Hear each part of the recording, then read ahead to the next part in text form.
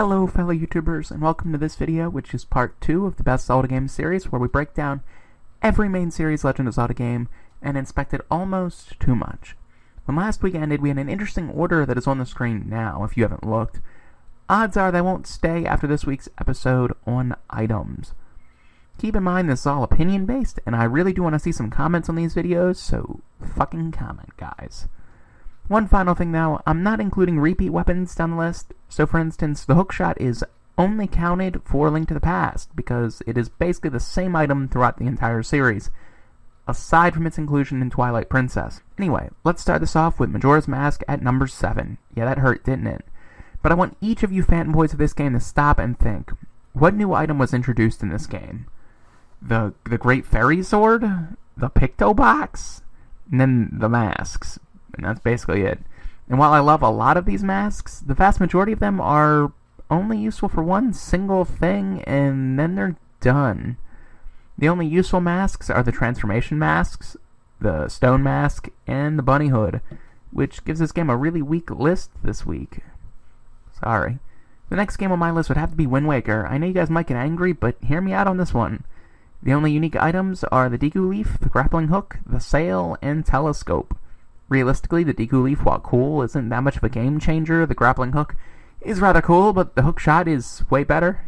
The sail is useless unless you're on the King of Red Lions, and the telescope, while a neat concept, doesn't add much to the game. My sister helped me with this game, Skyward Sword.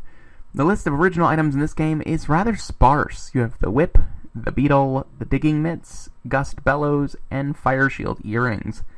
Not too many items, but after watching the beetle in action, it's hard not to like it. She also said very high things of the whip in this game. Seems like the timing of this game hurt it more than anything. To continue pissing you guys off, I have Twilight Princess at number 4. The game feels like it has a lot of cool weapons, doesn't it? But in reality, the list is rather short. Let's examine said list. We have the double claw shots, spinner, ball and chain, water bombs, Hawkeye, and Dominion Rod.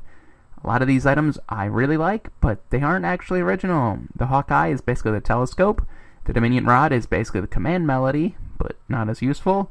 The water bombs, while cool, are basically just bombs, which leaves you with your second claw shot, the spinner, and the ball and chain. All super cool items, but not enough to beat out the steep competition this week. Time for my quick thoughts this week. It's all about when the game came out so far. The 3 oldest games are left, while the 4 newer incarnations have already been put on the list. Yes, I'm reading off a script. Granted, this will not be the case next time when we're discussing dungeons.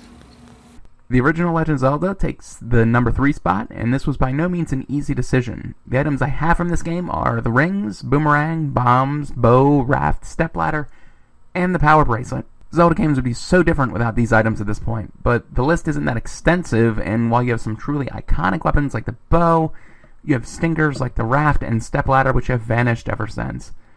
This game, it seems like there was no middle ground. Either the item was useless or everyone loved it. Link to the Past slides in the number 2 spot, and for very good reason.